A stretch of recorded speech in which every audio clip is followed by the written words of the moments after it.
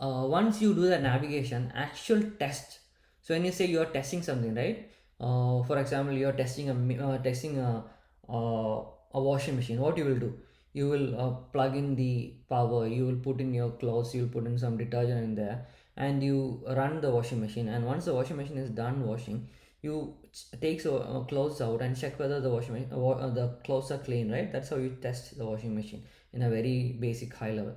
So like that, when you test a web application, you open the application inside your browser, you do some interactions with the browser, and you reach some point like you did a transfer from one account to another account, and you go to the receiver account, the destination account, and you finally check whether that amount has been credited or withdrawn from that account, right? That is the actual test. Like that, in Selenium, when you test a web application, you go through the application, you check finally, you do some steps, interact with the application, and finally you go and check a particular expected condition.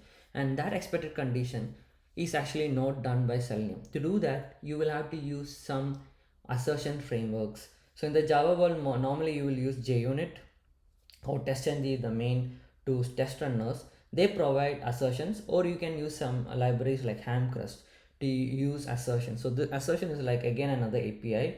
It can be used as a function. You use that function to check your or verify your expected condition. Okay. So that is two tools. One is Selenium, who do all the browser automation. So as I said, Selenium is a browser automation tool. It lets you automate your browser's interactions and actions, everything. But to assert or do the actual test or check, you need to use a framework, an assertion framework.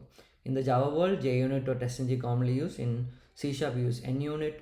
In JavaScript, use Mocha or Jasmine or any of those, or like Chai you use in JavaScript world. So like, and Python use PyTest. So every language has its own implementation of an assertion framework. You can use that.